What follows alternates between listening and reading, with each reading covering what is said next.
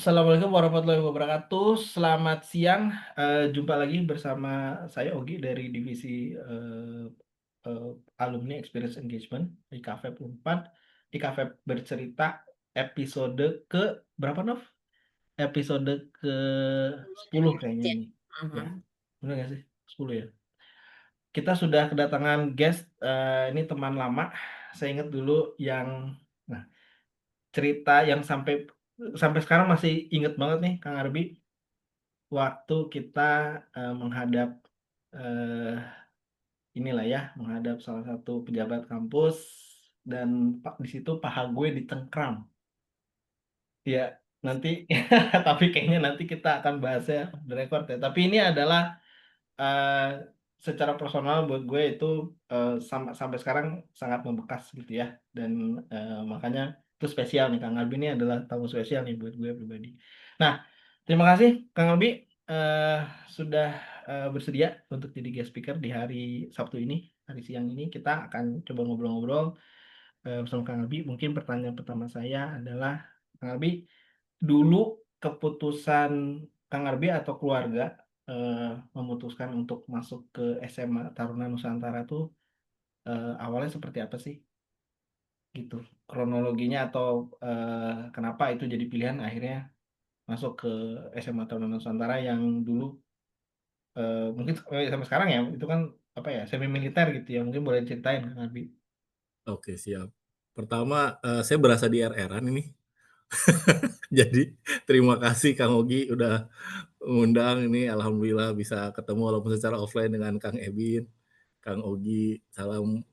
Punten ya, saya nggak sayanya kurang bergaul kayaknya. Teh Novita ya, Teh Novi dipanggilnya atau apa?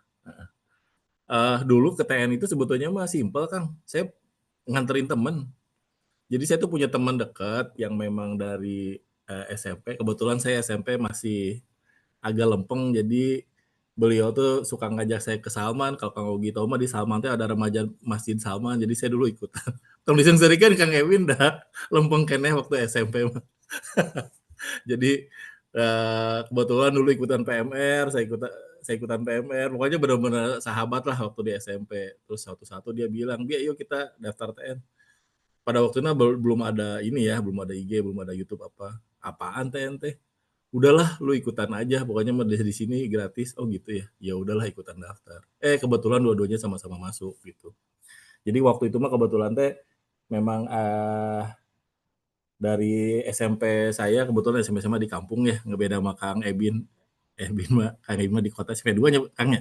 Bener ya? Nah, saya mah di kabupaten, jadi agak jarang dulu teh yang masuk ke TNT. Cuman angkatan saya kebetulan ada 3 orang gitu. Itu aja sih Kang, sesimpel itu alasannya mah. Karena nemenin teman daftar, terus gara-gara teman daftar dia disuruh daftar, saya ikutan daftar juga. Di situ teh ada yang saya ingat banget tuh di situ ada kolom pernyataan kalau suatu saat anaknya harus dioperasi atau meninggal selama masa pendidikan maka tidak akan mengajukan tuntutan. Saya teh palsuin tanda tangan orang tua saya. Dan kan saya nggak ada rencana daftar. Jadi saya palsuin aja cuma for the sake nganterin teman gitu. Nganterin sama-sama masuk ya udah. Kalau apa apa ya eh, yang membekas atau mungkin di institusi Taman Nusantara yang eh, disiplin kan pastilah, tapi apa sih sebenarnya yang jadi eh, apa satu value lah yang ternyata ini nge-shaping atau ngebentuk perjalanan eh, mungkin dari di kuliah sampai mungkin di perjalanan karir Kang Arbi. Ada nggak yang value-value yang sampai sekarang mungkin masih dipegang gitu, yang dari Thanos? Kalau value rasanya ada Kang. Jadi kalau jadi kita tuh kalau alumni itu ada namanya janji alumni yang saya nggak hafal dari A sampai Z ya. Cuman ada satu kata yang rasanya saya pikir semua alumni itu pasti hafal nih. Jadi itu tuh adalah kalau nggak salah alinea terakhir di situ dibilang dan senantiasa memberikan karya terbaik dimanapun berada bagi bangsa, negara dan dunia. Ya, dan itu yang saya selalu pikiran dan keinget gitu. Karena kan kebetulan kalau teman-teman saya, maksudnya gini ya, kayaknya kalau kalau ini mah saya ya, maksudnya Kebetulan teman-teman saya mungkin, ya Kang Ogi juga maklum ada banyaklah teman-teman yang mempunyai, kapasitas yang lebih karena kebetulan memimpin institusi kepolisian di level, Polres, memimpin institusi militer di level Dandim gitu, dan mungkin kalau sekarang karena lagi musimnya ya, jadi mungkin ada beberapa yang, lebih luas. Itu kepikiran mereka yang memiliki kapasitas dan jangkauan yang lebih besar tentunya ketika mereka ingin berbuat baik, mereka punya jangkauan yang lebih luas gitu. Jangkauan saya tentunya, terbatas ya, misalnya kalau di kampus ya di kampus, kalau di, kantor ya di kantor, ya nggak apa-apa dengan jangkauan yang terbatas itu, mudah-mudahan bisa memberikan karya terbaik buat semua stakeholder. Itu sih Kang yang nilai yang masih saya pegang sampai dengan sekarang gitu. Karena kan kalau kita di finance kan memang jalurnya pasti, stakeholder utama kita kan adalah shareholders ya, gimana caranya company tetap growth dengan profitability semaksimum mungkin dengan sustainability, dengan cash flow yang baik, bla bla bla segala macam lah, sangat-sangat textbook. Tapi kan kita di situ sisi juga pengen, manfaatnya lebih dari sekedar itu, misalnya mungkin meningkatkan kesejahteraan karyawan, mungkin juga bermanfaat bagi, masyarakat sekitar, minimal nggak bikin tim kita bete, kayak gitu-gitulah. Mungkin itu kali Kang Ya, kalau yang saya coba ambil, dan mungkin di satu sisi mungkin karena dulu dicokokin terus-menerus ya selama 3 tahun, hmm, jadi rasanya sih kebanyakan dari kami walaupun mungkin tidak semua masih agak sedikit ada rasa nasionalis gitu Kang. Jadi nggak apa ya, jadi ketika walaupun saya kebetulan selalu ya karena memang takdirnya ya selalu bekerja di multinational company, saya nggak pernah kerja di BUMN ataupun ya, di lokal company, tapi, rasanya tuh masih, "Duh gimana ya, apa yang bisa gue kontribusikan dengan kemampuan gue yang sangat terbatas ini nih, ya. buat bangsa dan negara ini." Walaupun kayaknya terlalu mengawang-awang, tapi ya itu masih sesuatu yang kayak, "Aduh PR yang belum selesai nih." Tapi ya gitulah kurang lebih. Dulu, waktu, eee, lulus dari Tanus, pada saat kan banyak yang dari Tanus tuh masuk ke kedinasan ya. Banyak Pasti banyak. banyak juga kepolisian, TNI, mungkin juga STAN ya, atau mungkin yang kedinasan lain yang sifatnya kayak Iya mungkin bea cukai atau iya, apa betul. imigrasi apa Iya. apa. Nah, eee, itu gimana tuh waktu pas lulus, pilih opsi itu sempat jadi pilihan nggak? Oh, opsi pada waktu itu enggak, kenapa kenapa ya, karena nggak pengen aja. Ya karena kan memang setiap orang beda-beda ya. Dulu sempat sebetulnya saya tuh dulu sempat apply polisi, cuma nggak masuk pada waktu itu tuh. Karena pada waktu itu kan jadi Kang Ogi kan kita lulusannya bareng mirip-mirip ya. Jadi waktu kita kelas 2 itu kan, 98 tuh, Soeharto turun. Jadi pada waktu itu tuh entah kenapa, saya berpikir, "Wah kayaknya militer agak suram nih, karena Pak Harto sudah tidak berkuasa lagi." Karena pada waktu itu tuh kalau di TNI itu sesuatu yang benar-benar ya sebenarnya bukan hanya di TNI ya, di seluruh Indonesia juga ketika Pak Harto turun itu kan hal yang kejadiannya luar biasa. Cuma kalau waktu itu buat kita lebih lagi karena kita tuh sampai ada apel luar biasa gitu Kang. Kita lagi duduk-duduk, kalau nggak salah kejadiannya kan hari Sabtu atau hari Minggu. Jadi kita lagi nggak sekolah, terus kita semua dipanggil, suruh tiba-tiba apel, kepala sekolah ngasih pengarahan, ngasih pengumuman bahwa Pak Harto mengundurkan diri, kita semua kaget, dan saya masih ingat pernyataan beliau, SMA TN akan tetap, apa bahasanya ya, setia kepada pemerintahan yang ada gitu. Ya gitulah kurang lebih. Nah pada waktu itu ya, terus terang agak gelisah, dan pada saat itu kalau Kang Wagi ingat itu adalah tahun pertama di mana kepolisian dipisahkan dari militer. Kalau dulu kan namanya ABRI ya, ada Angkatan Darat, Angkatan Laut, Angkatan Udara, dan Angkatan Kepolisian. Kalau di tahun 98 itu dipisah gitu. Nah, waktu itu, yang tadinya saya pengen masuk Angkatan Darat, nggak pengen lagi kayaknya kayaknya agak suram. Kalau Ngogi inget dulu tuh, Angkatan Darat tuh bisa dibilang safety net lah ya, masuk akademi militer sampai kolonel, ya mentok-mentoknya jadi bupati kayaknya kalau zaman dulu. Zaman dulu tuh kayaknya kalau sesial-sialnya nih, Sesia-sianya dulu tuh kalau benar-benar tidak berprestasi sama sekali jadi anggota MPR kalau zaman dulu. Nah, tapi begitu ada 98 kan semuanya berubah. Nah, saya dulu kepikiran pengen masuk polisi karena pada waktu itu saya mikirnya udah sipil apa, ya udah reformasi sipil lah.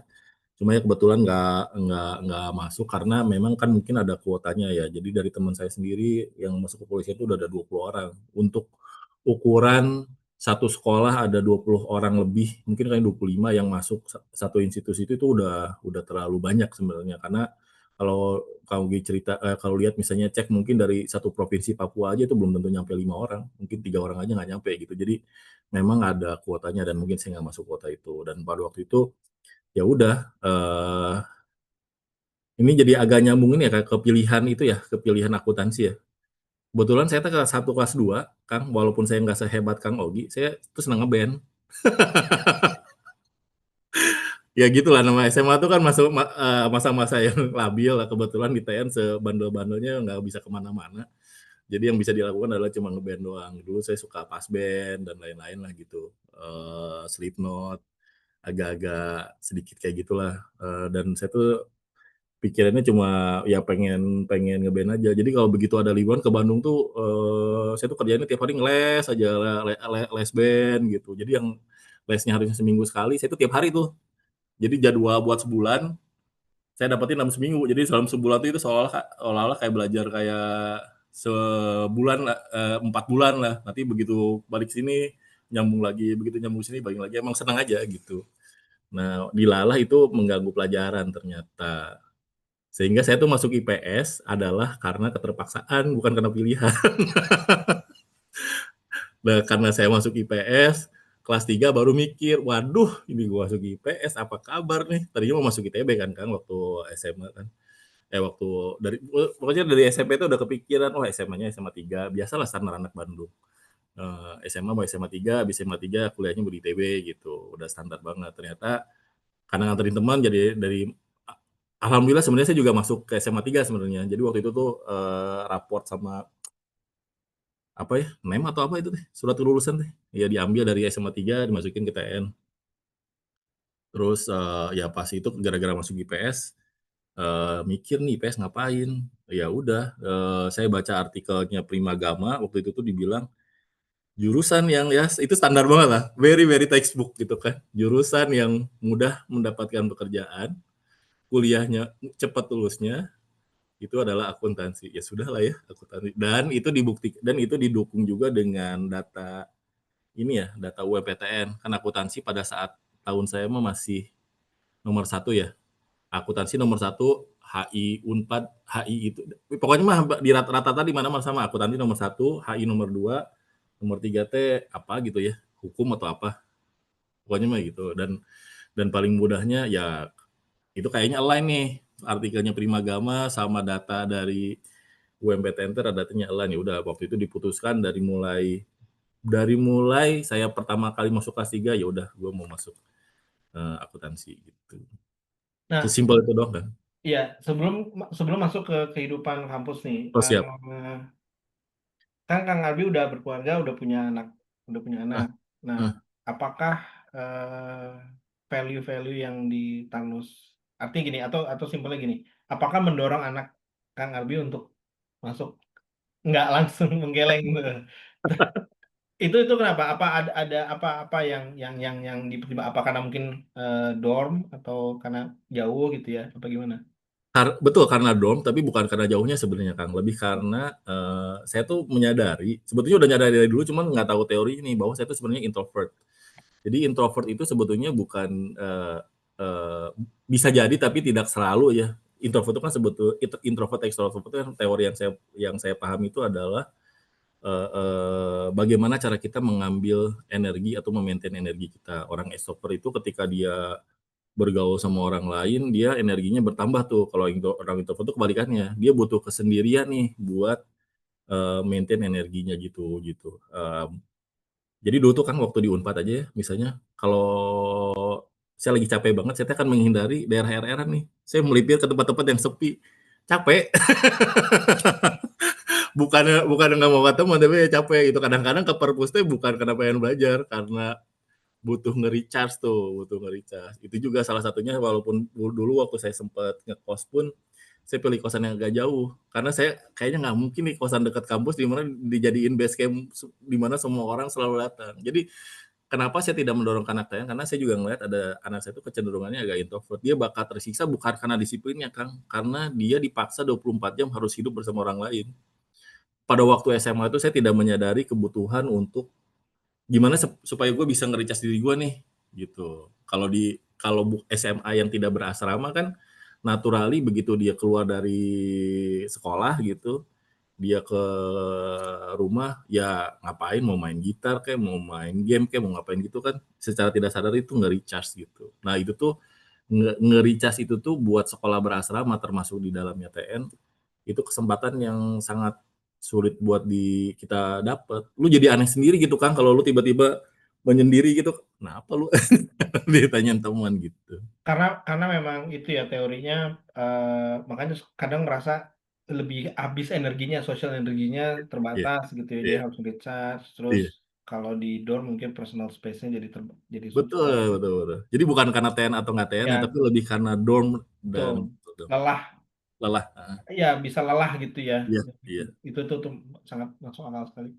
Oke, iya. fast forward masuk ke eh, Unpad nih. Nah, yang eh, menarik tuh kan sebetulnya Kang Arbi ini dulu adalah ketua himpunan kan, dan cukup aktif dulu. Nah, tapi ternyata ini gue juga baru tahu nih, ternyata Kang Arbi ini introvert sebetulnya. Nah, Hmm, tapi pertanyaannya adalah, apakah memang eh, itu adalah usahanya Kang Arbi nih? Kan Kang Arbi dulu di HMI aktif, kemudian apa di Hima juga presiden gitu ya. Nah, apakah itu memang usahanya Kang Arbi untuk apa bagian dari eh, apa ya istilahnya melatih diri gitu? Karena kan kebayang kan rapat-rapat segala macam ketemu kita menghadap iya. ini kan ada pejabat kampus yang ada cerita lucu di situ tapi jangan di sini.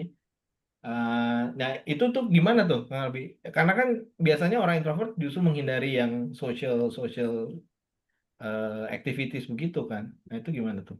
Sebetulnya bukan menghindari, Kang. Cuma ketika kita berada dalam social activities tuh energi sosial kita tuh cepat habis. Jadi kayak declining ke ini ada Kang Ebin, punten ya saya jadi so tahu gini nih berdasarkan apa yang saya coba. Ada pakarnya HRD ini saya ngecablak soal introvert extrovert nih. Eh,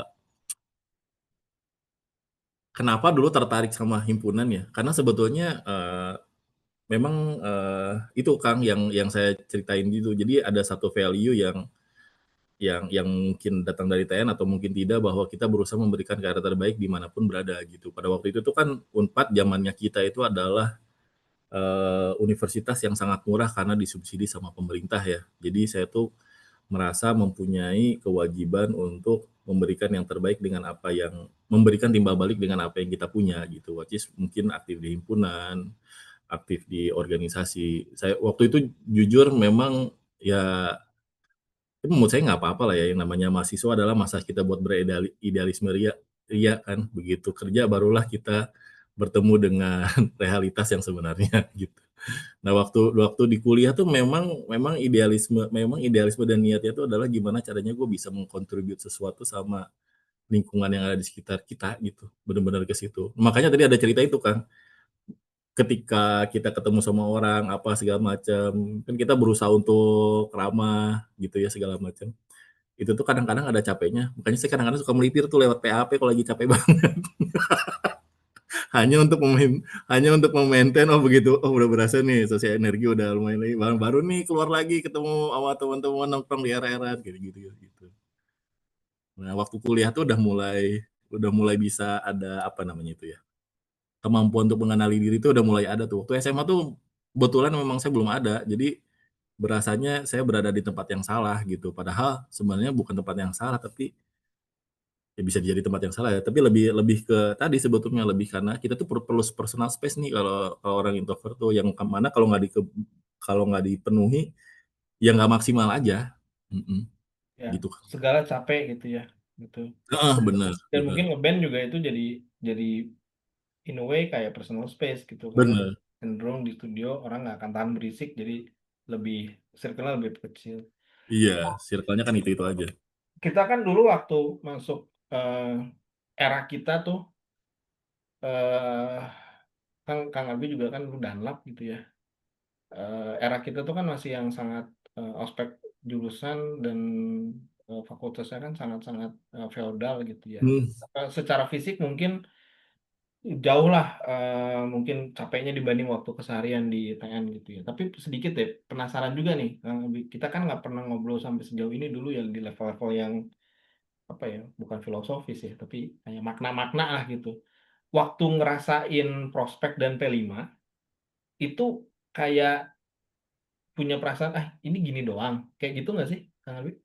Kalau saya tuh lebih ke ini kan, saya mungkin lebih ke P5 karena kayaknya kita P5 dulu ya baru prospek ya, P5 kalau dulu betul, ya. nah, saya waktu P5 saya tuh merasa ini kok jadi, lelucon gitu. Lelucon tuh artinya saya sebetulnya ada bentuk ketidakterimaan kenapa kesannya jadi bullying. Dulu mah belum ada kata-kata bullying ya, dulu tuh apa gitu, saya nggak tahu lah istilah di otak saya tuh, kayak Perpeloncoan kaki mungkin gitu ya. perpeloncoan, kayak kita disuruh jongkok ngelewatin, senior gitu, apa segala macam, karena kebetulan, di TN walaupun kita quote unquote ada perpeloncoan, tapi menurut saya lebih dimanusiakan, Kang. Manusiakan dalam artian ya kalau hormat sama senior ya hormat gitu, nggak usah kita sampai, ngerondang di depan senior gitu, kan nggak ada hubungannya gitu. Nah, justru pada saat itu tuh saya ngerasa kalau mau disuruh lari, suruh lari aja, kalau mau disuruh suruh push up aja, mau dihukum hukum fisik aja, tapi nggak usah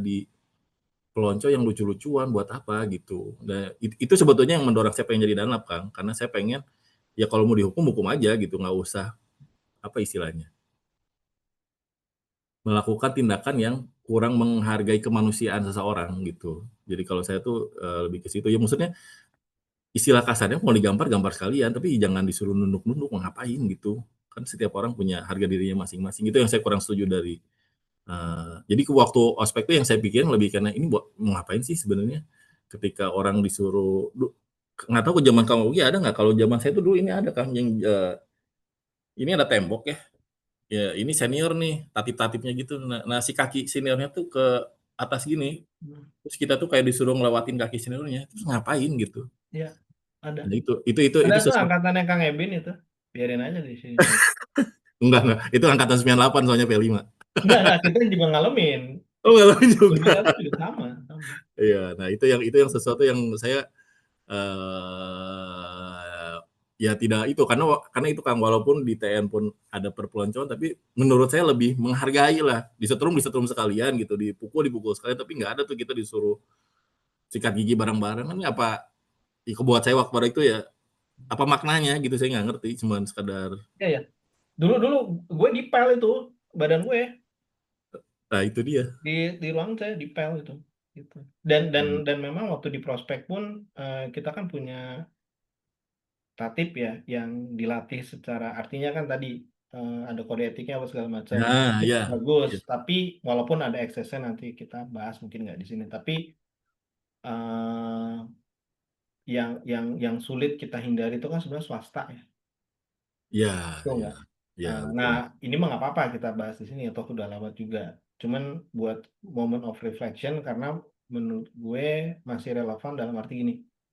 Kadang kita juga eh, buk artinya mawas diri juga apakah teman-teman di kampus atau kita mungkin di institusi juga melakukan bullying tanpa kita sadari dengan eh, apa istilahnya bentuk yang berbeda kan gitu ya. Jadi ini buat buat sama-sama self reflection. Tapi ada frustrasi itu nggak sih Kang Abi waktu waktu jadi Danlab melihat wah gue udah capek-capek maintain kode etik apa istilahnya tatip gitu ya.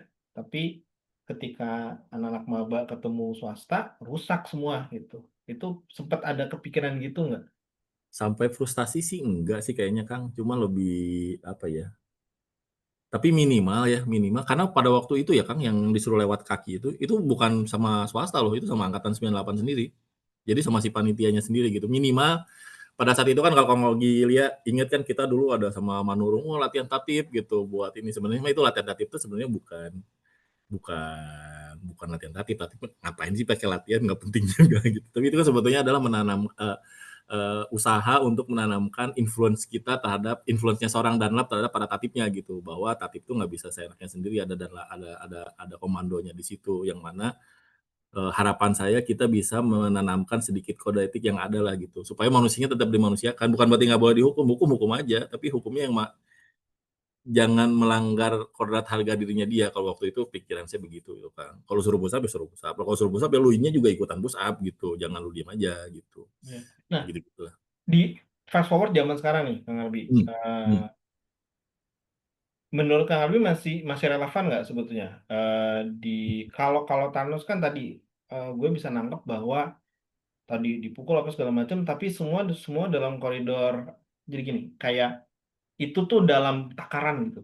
Ya, ya, Semua dalam takaran dan tidak ada humiliation, semuanya itu kan. Jadi lebih ke penempaan, bisa ya, bilang gitu lah. ya, Nah, nah se- kita kita melihat sebetulnya di zaman sekarang even bahkan masih ada sebetulnya mungkin jejak-jejaknya tuh ya apa ini masa lalu jahiliyah zaman dulu. Tapi kalau Kang Arbi sendiri melihat nih masih relevan atau enggak dan apakah itu juga istilahnya tuh menjadi value yang baru buat Kang Arbi ke anak-anak sendiri nih gitu. Jangan masukin ke institusi pendidikan yang memang masih seperti itu gitu ya katakanlah. Nah itu gimana sekarang kalau Kang Arbi ngelihatnya apakah eh, masih relevan nggak sih sebetulnya ospek model kayak kita dulu di kampus dengan kondisi sekarang sebetulnya apa masih perlu hukuman fisik apa segala macam menurut Kang Abi gimana? menurut saya sih enggak lah ya Kang. Dari zaman kita pun sebenarnya udah nggak relevan cuma pada saat itu tuh saya merasa pilihannya karena di situ kan dulu Kang Ugi nggak tahu sempat ingat apa nggak suka ada poster-poster dari teman-teman Permais atau teman-teman DKM lah yang tolak ospek gitu. Saya pada saat itu tuh ngelihat, ya lu percuma aja lu dari luar tolak ospek, ospeknya tetap terjadi anyway dan humiliation-nya tetap terjadi anyway. Kalau lu mau melakukan sesuatu, kasarnya, ya lu jadi dalamnya di situ gitu. Karena minimal ada sesuatu yang within your control gitu. Kalau cuma di luar tolak ospek apalagi you are an outsider, lu nggak punya influence apa-apa, lu kalau melakukan sesuatu ya lu di dalam. Tapi dari dulu pun saya berkeyakinan itu tidak relevan sih sebenarnya. Dari zaman kita, cuman pada saat itu kan kayaknya very unlikely buat kita buat meniadakannya. Saatnya kayak dengan semua lingkungan dan lain segala macamnya, kayaknya untuk meniadakan itu sesuatu yang kayaknya unlikely karena semua lingkungannya masih punya ekspektasi yang sama. Yang paling dekat yang kita bisa lakukan adalah menanamkan kode etik lah kepada si Danlab Sitatif itu gitu dan menurut menurut saya the best way untuk mengensure kode etik itu jalanin ya you bikin Danlab di situ gitu itulah yang paling punya influence untuk mengatur para tatipnya supaya masih menaati kode etik yang memanusiakan lah dulu sih saya pikir saya jujur ke situ doang sih kan karena Nah, kalau cuma di luar teriak-teriak poster gitu nggak bakal ada yang dengerin juga anyway. Lu nggak iya, punya influence apa-apa juga. betul, betul. Nah, kalau Kang Abi kan sebetulnya masuk masuk yang tadi cukup disiplin lah dibanding gue gitu kan. 4 tahun beres, bahkan sempat ninggalin legacy juga di himpunan, walaupun angkatan gue nggak terima estafetnya ya. Jadi, nah cuma eh, pada saat waktu itu dapat AK ya, Kang Abi ya. Dapat dapat. Dapat AK, waktu itu itu pilihan pertama ikut rekrutmen PWC kan ayah kan masuk PWC tuh. Nah itu gimana ceritanya ikut rekrutmen kampus atau sendiri apply? Oh, Apa saya tuh dulu pilihannya awalnya kayak nama BUMN atau naon gitu? Kita kemana tah ceritanya? sebetulnya mah ini zaman saya dulu kan saya mah angkatan cuci gudang lah jujur aja. Saya lulus kuliah 4 tahun karena memang kayaknya angkatan saya memang dipermudah buat lulus. Saya mah termasuk yang angkatan bersih-bersih lah. Kayaknya mah kalau dosennya rada strict mah saya harusnya lulus bareng Kang Ogi nih sebenarnya. Cuman karena dia lagi cuci gudang, saya kebetulan dapat AK nih lulusnya di bulan Juli, wisuda Agustus 2024 ya. 2024, 2004, 2004 gitu. Nah pada saat itu mas saya ini Kang, kan belum zaman ini nih, belum zaman email. Jadi dulu tuh dapat dari Daru apa dapat siapa tuh listing company Astra yang Excel tuh mungkin ada 100 biji. Ya udah saya kirimin aja satu-satu. Dan saya nggak punya channel, nggak punya apa, saya kirimin satu-satu. Yang nyangkut tuh kebetulan Astra nih. Jadi saya juga udah lupa, udah ngikutin Excel doang. Jadi setiap minggu tuh ke kantor pos, ngeprint 10, dikasih amplop coklat, masukin ke company-nya. Kepada Bapak Ibu HRD, beneran ya saya melakukan itu. Termasuk kepada Bapak Ibu HRD Asta Internasional, ternyata ada yang baca loh. Nah, jadi saya tuh pertama kali ke Astra. Jadi saya daftarnya ke Astra Internasional. Terus ditelepon, disuruh psikotes ke Jakarta, bla bla bla segala macam lolos. Pada saat itu tuh kayaknya Astra tuh kalau zaman sekarang kayak rekrutmen BUMN bersama kan. Jadi rekrutmennya di AI gitu, terus siapapun anak-anaknya yang butuh kayak hunting talent aja ke situ biar rekrutmennya sendiri. Ya kebetulan saya masuknya ke salah satu anaknya Astra Topat. Jadi saya nggak ke PwC dulu, saya masuknya ke AI. Simple karena memang saya dipengennya sama AI duluan. Itu baru setelah 1 tahun setengah rada bosen kalau di pabrik teh karena kan saya di Astranya ada beberapa di bisnis unitnya ya tau lah kalau di pabrik kan kegiatannya relatif monoton ya. Nah ya sedangkan teman-teman di RR kan semuanya ya nggak semuanya sih 90% kalau nggak masuk EY masuk PwC gitu kan. Wah seru nih ini jadi auditor, apply lah masuk ke PwC. Jadi saya tuh ke Astra dulu baru ke PwC sebenarnya. Berarti waktu masuk PwC bareng-bareng angkatan 21 ya, bisa dibilang ya, yang baru lulus. Sorry gimana? Masuk PwC-nya berarti bareng-bareng anak 2001 sebetulnya ya. 2002 malah. 22 ada. Ada Iya. juga. Iya. Siapa tuh berarti? Eh Mia, Helda ya, Rahelda. Rahelda, iya, Helda. benar jadi teman angkatannya Rahelda. Heeh. Wah, itu sama Rahelda ada cerita ini juga kita ya. Iya, iya, iya, iya. Ingat nggak Sama nanti deh? Rahelda betul, betul. Nanti Betul. nggak bahaya ini nggak bisa semuanya kita disclose di sini ya. Cuman nggak bukan yang buruk ya. Cuman ini bicara Iya. masalah integritas. Tapi nggak apa-apa lah cerita aja nih. Ini gua agak mundur sedikit. Ingat nggak, Kang Abi ingat nggak waktu waktu gue jadi ketua prospek?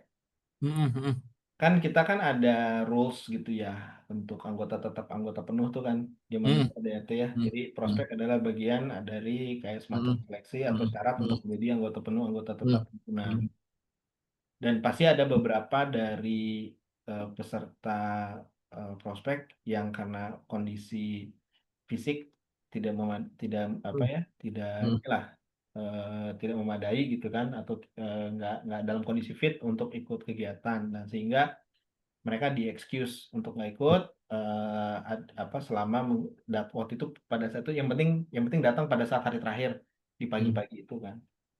Nah cuman kita waktu itu lupa sama ADRT bahwa dia harusnya dilantik di tempat di hari mmm, yang sama itu. Nggak ada yang inget kita nih. eh Kang Arbi kan dulu ketua himpunannya kan pas gue iya, ospek. heeh, Kita lupa, yang famanya juga lupa, himanya secara semua lupa, gue juga lupa apalagi gue. Sehingga pada saat udah selesai tuh ospeknya, datang tuh Leo di ini list orang-orang yang tim mampus dulu kita nyebutnya kan ya, heeh, pita merah, pita kuning, heeh, mereka statusnya anggota biasa. Nah ini gue agak panjang ceritanya dulu kan, tapi tetap ada pertanyaan ujungnya. Sehingga waktu itu kita memutuskan, gue sempat ingat dulu konsultasi sama lu bahwa pilihannya tuh ada dua. Kita bakar ADRT-nya atau kita patuh sama ADRT dan kita ya secara jantan bilang sama salah satunya Rahelda bahwa dia harus mengulang seolah-olah heeh, dia istilahnya bukan anggota penuh. Nah itu. Nah inget nggak cerita itu, Bang Alvin? ingat, ingat, Ingat ingat. dan Sekarang nah, saya teringatkan bahwa Kang Ogi ternyata lebih idealisme lagi daripada memang enggak, kita tapi kan memang kita pressure-nya kuliah tuh dari Bapak Presiden. Kalau Bapak Presiden dulu bilang bakar aja ADRT-nya, mungkin kita inilah gitu. Tapi itu eh, itu salah satu cerita yang bekas lah gua mhm, sama Kang Arbi gitu ya. Nah Kang Arbi kalau kalau mengingat lagi pada saat itu, kenapa sih kita so iye banget menurut Kang Albi dulu? So iye banget gitu menginikan. Kenapa ya? Dari Iya seluruh benar-benar himpunan, cuman kita doang yang ngurusin itu. setuju, setuju. Kita memang so iye. Tapi menurut saya kan memang karena mahasiswa itu adalah saatnya kita so iye ya. Kalau kita zaman mahasiswa aja udah penuh kompromi, apalagi lu udah beranjak ke dunia kerja gitu, dunia nyata. Memang kalau mau beridealisme ria, mau bersok iye ria tuh emang saatnya pas zaman kuliah lah. Lu bolehlah beridealisme naif apapun yang kita boleh, toh kita juga masih dalam bubble nih. So it's okay, memang itu saatnya kok. Oke, ini teman-teman kalau ada yang mau bertanya boleh di kolom chat dulu ya. Kalau mau langsung ditanyakan, boleh nanti kita langsung ini. Jadi diinterupsi nggak masalah. Oke, nanti kolom di chat aja. Kalau misalnya mau langsung ditanyakan nanti kita tanyakan ya. Takutnya ada yang mungkin nggak bisa ikut sampai akhir.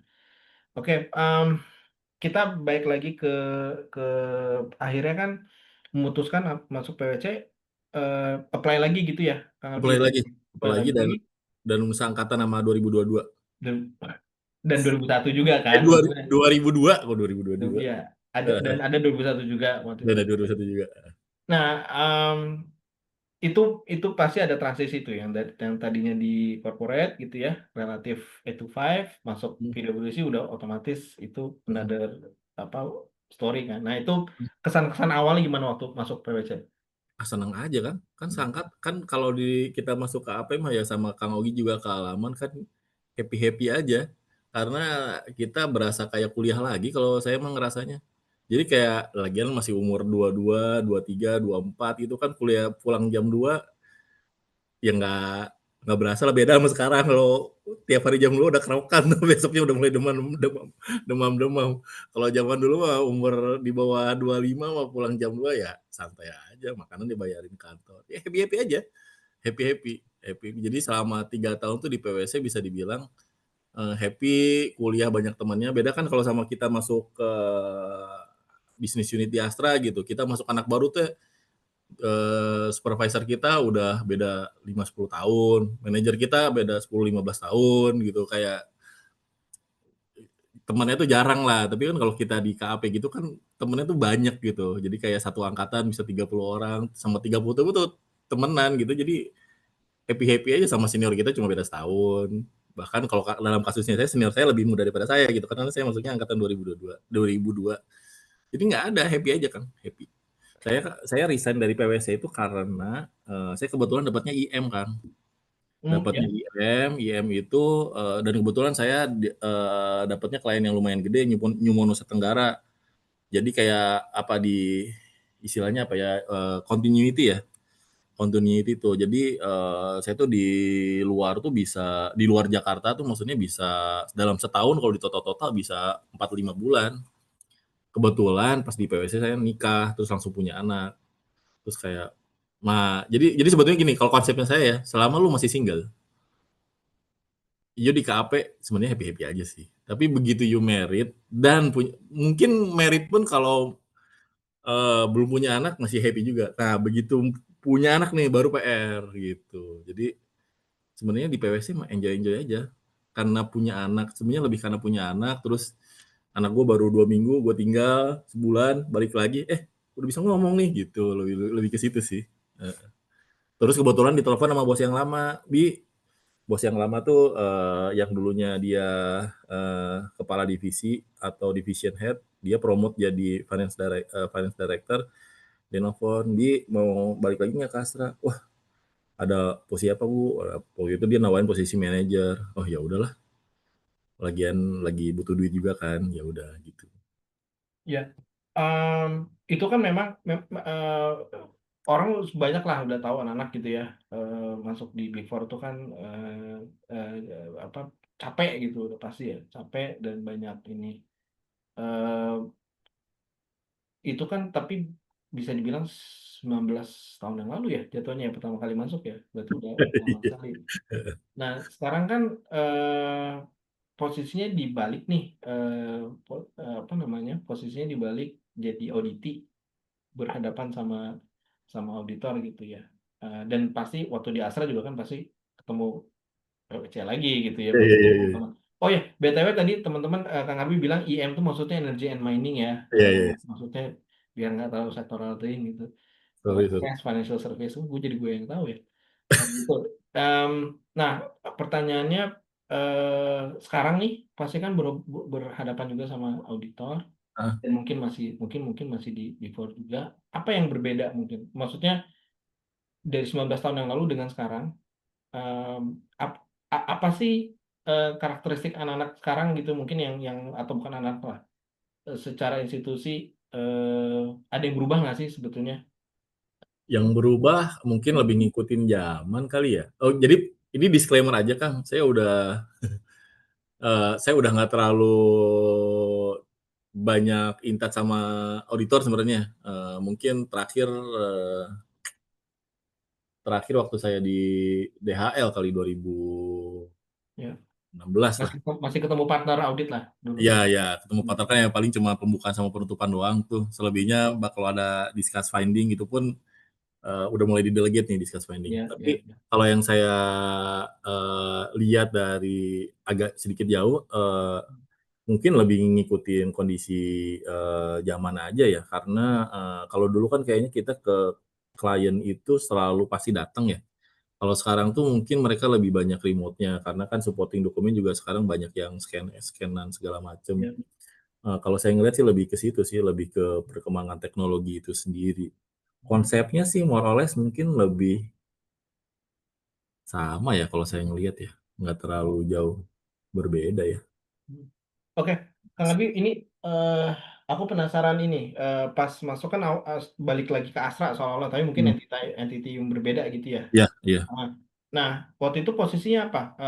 Pas balik lagi manajer di apa reporting, apa di Eh, accounting, general namanya Debt accounting, Head Finance and Accounting. Jadi finance and sebenarnya, accounting? Oke. saya tuh reportnya ke director, si directornya itu membawahi HR sama finance dan accounting gitu. Membawahi dua manajer. Saya jadi manajer atau dev head buat finance and accounting, yang satunya lagi manajer HR. Nah, ini sekalian juga mungkin ngasih ngasih gambaran buat teman-teman ya. Apa mungkin mungkin struktur-struktur seperti ini masih relevan juga di organisasi atau di company gitu ya. Kalau kita masuk sebagai tadi finance and accounting gitu ya. Hmm. Nah, apakah pada saat itu role-nya itu apakah accounting oke lah, pasti pasti kaitannya nggak jauh-jauh dari reporting, general accounting, penjurnalan segala macam, bikin report. Nah, yang menarik mungkin finance. Finance itu apakah fokus di financial operation atau juga termasuk apa katakanlah melakukan apa budgeting, kalau sekarang kan ada istilah financial planning analysis, apa aja sih sebenarnya ruang lingkup terutama yang di finance pada saat masuk itu? Jadi pada waktu itu kan saya karena di bisnis unit, saya itu posisinya dev head atau kalau di luar orang bisa bilang manager lah. Saya itu punya 4 section head nih. Jadi section yang per head yang pertama itu dia section head accounting and tax. Jadi dia tuh ngurusin reporting, accounting, audited report, sama tax, termasuk kalau juga ada baik reportingnya maupun kalaupun misalnya ada audit pajak gitu. Section head yang kedua itu section head budgeting. Nah, walaupun dia dibilangnya budgeting, tapi dia tuh bukan cuma bikin budget doang nih, kayak dia bikin forecast. Sebetulnya walaupun dia dibilang budgeting, tapi bisa dibilang kayak semi-semi, dia kayak FP&A. Kalau zaman sekarang mah dibilangnya FP&A kali ya. Zaman dulu mungkin di Astranya belum terlalu familiar dengan istilah FP&A. Jadi si satunya ini section head buat FP&A. Dia sebetulnya individual contributor, tapi levelnya setara dengan section head dia tuh. Dia pegang budgeting, dia pegang forecast, dia pegang FP&A, bla bla bla segala macam. Section head yang ketiga itu karena di company-nya manufacturing, dia adalah section head buat ini, cost accounting and inventory control. Karena dia kan manufacturing, jadi manufacturing itu cost accounting-nya relatif paling ribet lah menurut saya kalau compare ke mining, compare ke apalagi perusahaan service. Perusahaan service gampang banget. Karena kan harus ngitung varian, harus ngitung standar cost, harus bla bla bla segala macam, belum juga nanti gimana nentuin WIP-nya apa segala macam gitu. Jadi relatif ribet sih cost accounting-nya ini. Satunya lagi section head, walaupun itu waktu itu kita bilangnya finance, Karena tapi sebenarnya istilahnya mungkin nggak pas ya. Dia tuh lebih ke working capital lah, jadi ke account receivable, I2 apa, kalau sekarang I2C, I2P, sama cash management lah, dealing sama bank dan lain-lain sebagainya. Yang terakhir Gitu. itu kayak lebih ke FinOps ya, financial operation ya, bisa dibilang Bisa, ya, kayak ya, bisa FinCon dibilang. tapi level apa FinCon Ya, yang ya, operation lah, kayak ya, uang ya, masuk, jagain, "Oh, ini kapan ya, duit nih, minggu depan aja lagi nggak ada duit," misalnya gitu ya. gitu. Betul, betul, betul, betul, Oke. betul. Nah, berarti kan Kang Arbi membawahi 4 fungsi itu Ya, kan semua. ya, ya. Kalau accounting tax katakanlah 3 tahun di PwC sudah inilah hatam lah. Nah, yang menarik ini yang kok cost accounting juga relatively ya, tapi nggak juga ya, waktu itu di PwC-nya IM ya, mungkin cost accounting nggak terlalu Pas heavy. accounting saya belajarnya waktu itu Kang, waktu pertama kali kerja. Waktu yang di Astra. Ya, waktu Nah, di A1 saya kerjaannya adalah jadi cost accounting. Jadi saya udah oh, oke. belajarnya di Nah, situ. yang makanya ini pas nih, menarik nih. Jadi kemudian ada dua kan, yang financial operation sama yang apa tadi, FP&A FP&A lah, lah. apa ya, budgeting itu segala. Nah, selalu selalu challenge-nya itu kan orang yang mungkin udah 3 tahun, 4 tahun atau lebih di KP, fungsi-fungsi itu kan sebetulnya harus take off-nya cepat ya, karena kan Iya, kita masuk langsung dicemplungin, iya, ada tim lagi. iya. Itu gimana tuh? Ya Manajenya struggling, gimana? struggling. Saya saya masih mengadopsi. Jadi gini Kang, saya juga secara apa ya, secara kedewasaan juga berkembang lah. Jadi ketika saya kan di PwC cuma 3 tahun nih, 3 tahun tuh belum pegang tim lah kalau di PwC karena klien saya besar. Saya punya junior tapi belum jadi kayak apa sih tim leader gitu belum gitu. Dan kalau di PwC kalau di audit gitu kan timnya ganti-ganti ya. Kita nggak pernah punya tim yang fix yang kita harus develop apa segala macam. Kita cuma memastikan auditnya kelar aja gitu, timely dan bla bla bla segala macam. Jadi sebetulnya Astra ini ketika saya jadi manajer, saya itu adalah pengalaman leadership saya yang pertama kali nih secara corporate sebetulnya.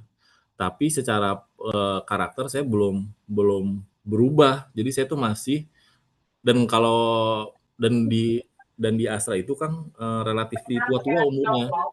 Jadi pada saat saya jadi dev head di Astra itu saya umurnya 25 apa 26 ya? 26 kalau nggak salah. Saya 26. Manajer yang termuda setelah saya itu 40 tahun. Jadi saya tuh termasuk yang unyu-unyu lah pada saat itu waktu saya masuk ke Astra itu. Dan saya tuh tingkat kedewasaannya masih belum. Jadi pada saat itu saya masih berusaha dalam tahap berusaha membuktikan diri gitu.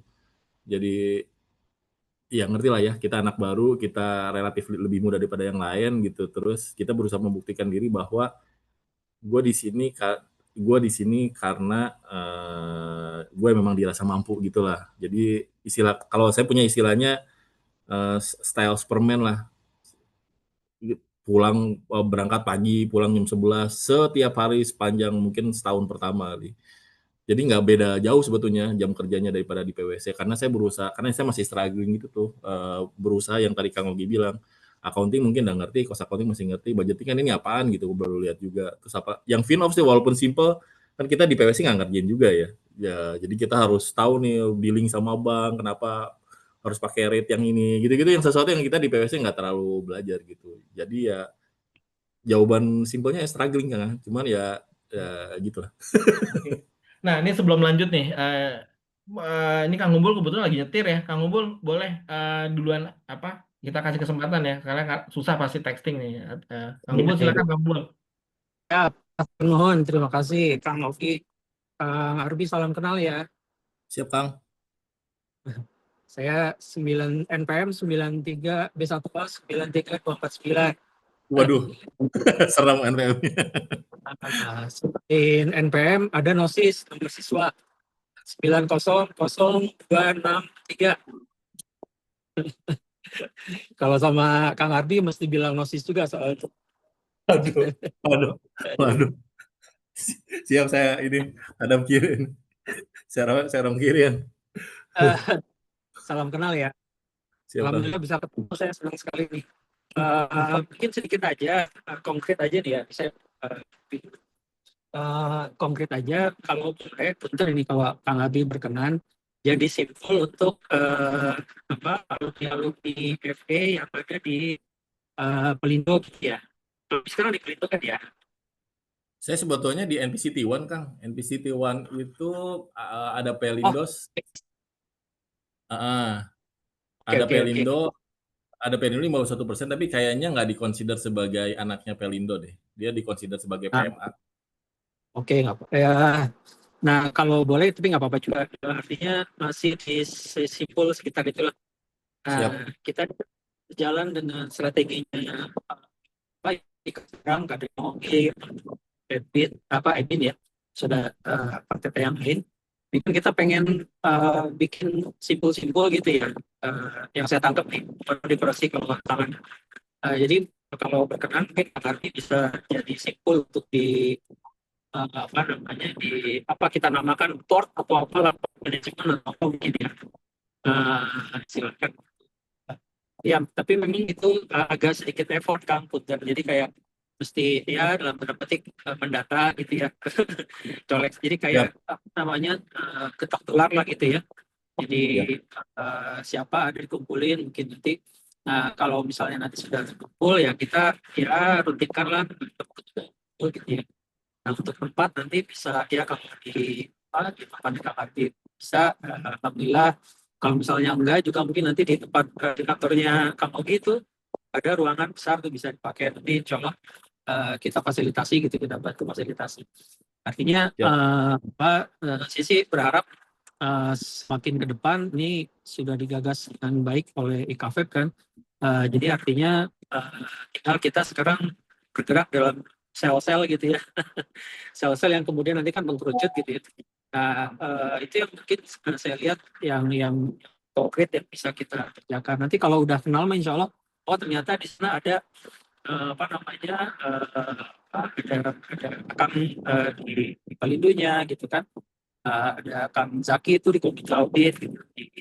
Ya, Ya, Kang Zaki Ahmad. Kemudian ada yang lain nanti satu-satu kita petanin lah gitu kan. siap, Itu aja sih siap, saya kalau boleh sedikit usul ya. Jadi nanti siap, Kang. kumpul-kumpul yang sering nggak usah terlalu formal tapi ada gitu ngumpul. Siap, Insya Allah kalau udah kenal mah kan nanti ngalir sendiri menjadi apa gitu ya. Itu siap, aja Kang. Atur nuhun Kang Rabi salam kenal ya. Nanti izin kita bertukar kontak ya. Siap, Bang, siap. Ini saya bingung, Bang. Iya, Kang, apa Bang nih? Nah, kalau di sini apa? Kang. Siap, siap. Atur nuhun sehat-sehat sukses ya. Alhamdulillah bisa ketemu di sini. Kang Ogi nuhun, Kang Edi makasih Tean ini demi Kang Andika ya. Tapi Siap. indah ruang terung teh sama. Oke, ya udah salam semuanya. Maka dilanjut. Saya ikut menyimak ya. Nuhun, nuhun.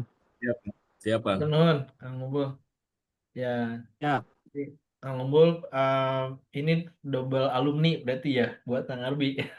Iya nih. Di ya, Tanrusnya juga sama di akuntansi juga. Tadi juga Kang Ngumpul ini salah satu yang cukup aktif ya. Nanti kita bagus banget kalau bisa kita gara-gara apa dengan kegiatan-kegiatan gini jadi bisa bisa terkoneksi. Memang ini tujuannya biar ada engagement gitu ya. Jadi terima kasih Kang Ngumpul. Nah, balik lagi ke ini Kang Abi ya, dinamika. Sebenarnya yang paling menarik memang di pembahasan kita itu kan dinamika ini kan sebetulnya bicara road to CFO nih. Buat teman-teman terutama kenapa gue pengen angkat tadi milestone-milestone kan. Karena once pegang FinOps tadi budgeting itu sesuatu yang di KAP nggak ada touch ke sana. Jadi eh, itu satu challenge, satu milestone yang harus terlampaui gitu. Nah, setelah dari situ sempat apa berkarir dulu di Astra atau nextnya seperti apa waktu itu? Karena udah membawahi 4 section tadi di level department head. Waktu itu akhir perkembangannya gimana? Kelanjutannya? Jadi pada saat itu saya tuh ngambil apaan ya di UI ya? Lupa. Oh, CPMA, ambil CPMA. Terus yang ngajarnya itu adalah salah satu pengajarnya dalam satu sesi itu teman di PwC gitu. Terus ngobrol-ngobrol-ngobrol, terus dia ngajakin join JNJ. Saya nggak lagi nggak nyari kerjaan juga, cuman ya ini kita lagi butuh orang nih ke JNJ. Oh iya, ya udah. Akhirnya pindah JNJ deh, nggak sengaja gitu. Nah itu sempat dimarahin tuh sama bos yang lama. Jadi pas saya jujur masih ngeprint ya, belum zaman email, kasih surat resignation letter, "Apaan nih, Bi? Saya mau resign, Bu." Dirobek suratnya. Saya nggak terima. Kalau dalam hati, emang bisa dirobek ya? Tapi ya sudahlah, emang itu cara beliau menyampaikan kasih sayangnya gitu. Memang agak-agak old school, tapi ya sangat baik lah orangnya. Ya, jadi dari situ ke JNJ dulu, dari JNJ ke Nah, di DHL Supply JNJ Chain. apa tuh ininya, role-nya? Nah, sebetulnya di JNJ role-nya cuma reporting doang kan, karena dia lebih lebih dipisah-pisah gitu. Nah itu agak bosan sebenarnya, karena saya biasa pegang end to end sebenarnya di Astra ya. Nah di JNJ cuma pegang reporting doang, makanya di JNJ nggak lama sebetulnya. Nah habis itu nggak sengaja diteleponin sama teman saya yang di PwC, tapi dia pindah haluan jadi headhunter, bikin headhunter sendiri gitu. Nah, masuklah ke DHL Supply Chain. Nah dari situ pegang end to end role juga tuh buat finance sama accounting. Mirip-mirip lah sama di mirip-mirip sama di Astra. Astra, cuman dia beda bisnis aja, beda sektor. Tapi artinya membawahi tadi ya, kurang lebih section-section tadi, yang budgeting, Mirip-mirip ya, forecast, accounting tax, kurang lebih di FinOps kurang juga. kurang lebih sama gitu deh, end to end juga buat yang di DHL Supply Chain. Nah, cuman waktu di DHL Supply Chain saya masih report ke CFO nih. CFO-nya itu dia membawahi selain ke finance, dia juga membawahi procurement dan apa satu lagi ya? Nah, itulah pokoknya. Nah, saya tuh bagian yang pegang finance-nya, jadi end to end finance gitu. And then selanjutnya, Selanjutnya saya pindah ke Carry. Carry itu kayak Express, cuman nggak lama juga, financial controller buat end to end juga. Baru dari Carry saya pindah ke Glico yang Poki, kamu gitu tahu? Poki yang lagi kalau di Osaka ini orangnya lagi gini. Ya gitu. Di situ pegang end to end juga, manajernya di situ di situ saya pegang IT juga. Saya nggak ngerti ya, sampai sekarang juga saya nggak ngerti IT, cuma disuruh pegang IT ya udahlah ya. Selain finance saya pegang IT juga. Dari Glico baru ke MES, dari MES baru ke sini. Tapi ya kerjaannya mah mirip-mirip sih, Kang. ya. Nah, ini yang mungkin mau gue explore gitu ya. Kan kalau yang sampai di mungkin Gliko ya, pas yang sampai di Gliko kan banyak di apa artinya, end to end tuh berarti di operation. Arti bukan di operation lah, ya accounting, finance, budgeting, Ya, ya, ya. tax segala macam lah gitu. Ya, Nah, ya.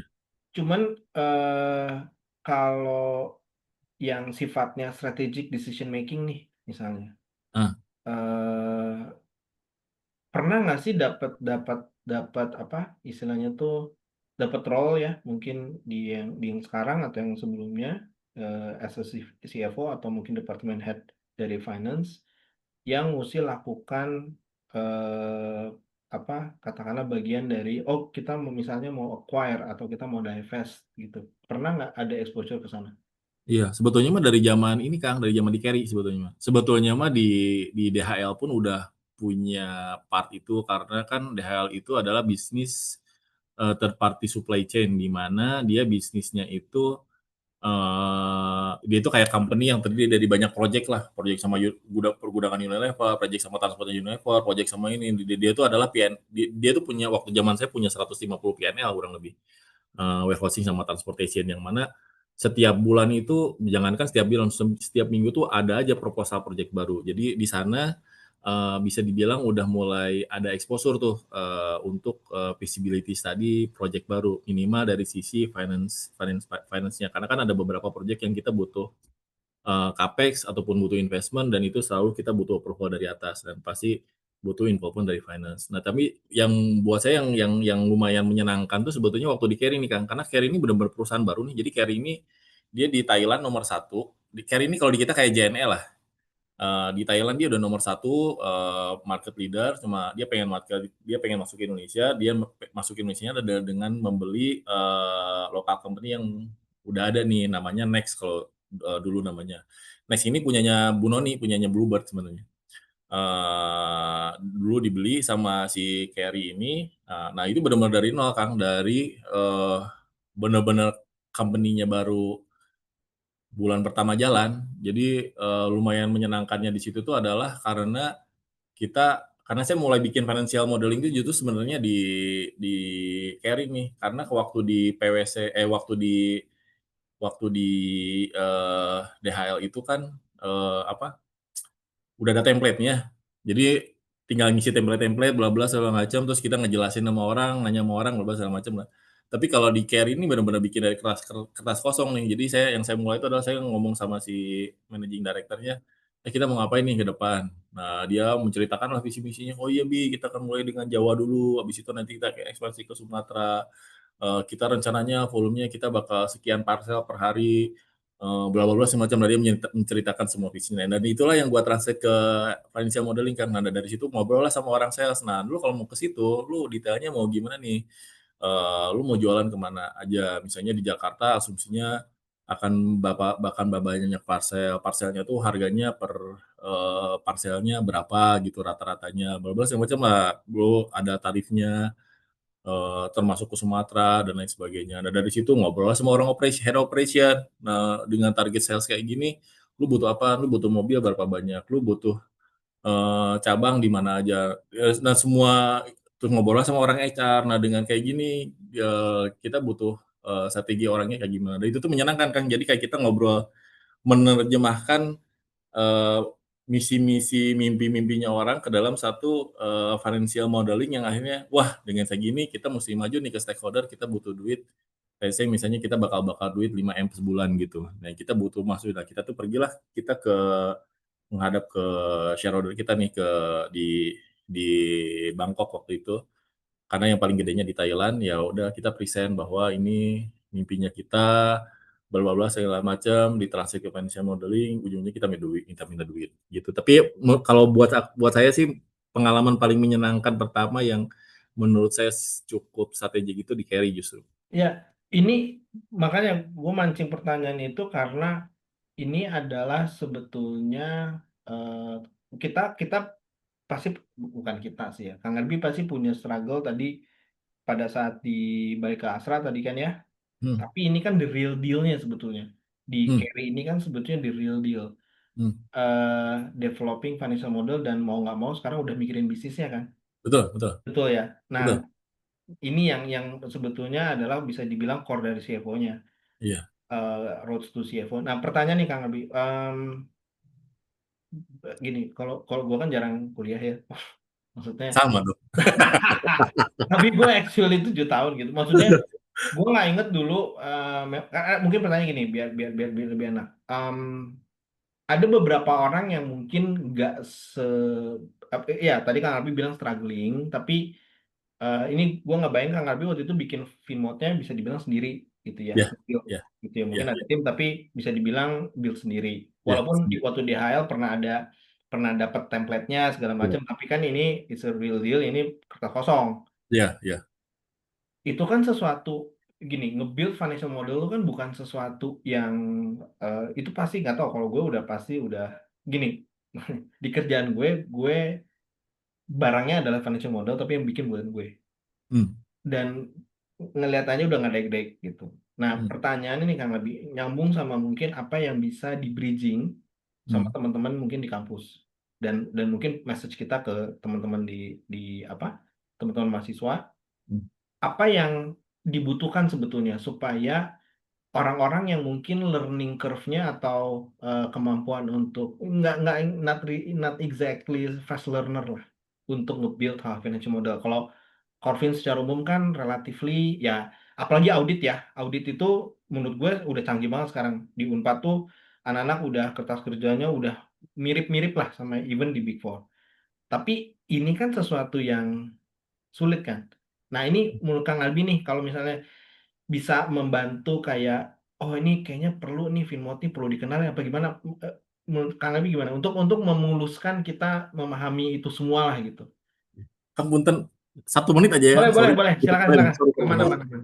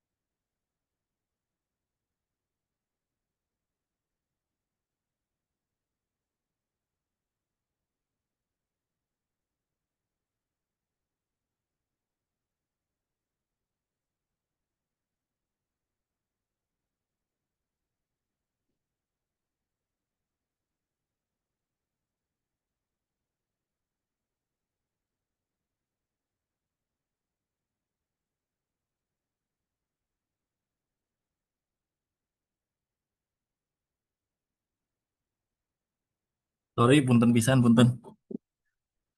Aman-aman. Eh, Ya. ini tergantung nih audiensnya siapa. Kalau misalnya buat ke mahasiswa, tolong perhatikanlah pengantar akuntansi, intermediate accounting. Itu percayalah itu kepake teman-teman. Jadi semalas-malasnya kita minimal kita ngerti pengantar akuntansi dan intermediate accounting. Yang lain-lain kayaknya nggak terlalu ngerti, nggak masalah lah. Tapi minimal dua dua buku itu mah keso ya, tolong mengerti kenapa. Kali ini tapi ini sudut pandangnya saya Kang ya. Jadi buat saya tuh basicnya buat financial modeling itu ya mesti ngerti dulu debit kredit.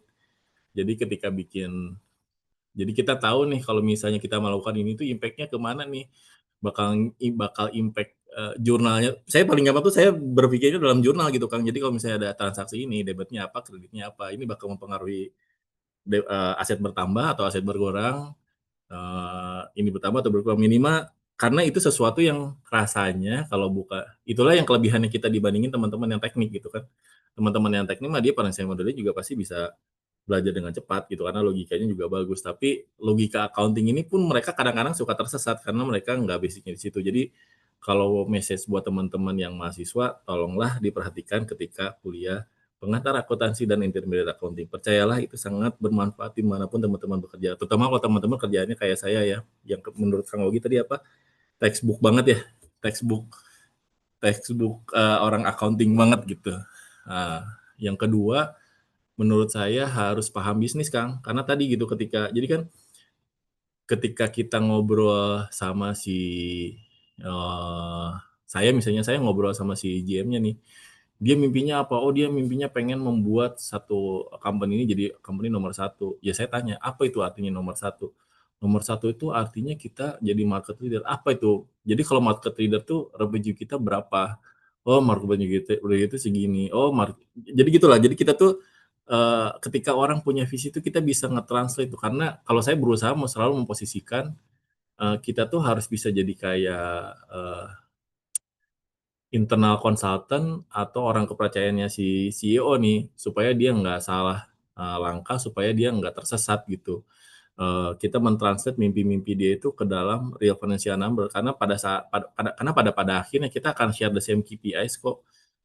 Company's growth, profitability itu udah pasti KPI yang di-share sama baik CEO maupun CFO, dan saya selalu nge-leverage si dua share KPI ini untuk coba menginfluence si CEO untuk ngambil keputusan yang memang benar financially gitu.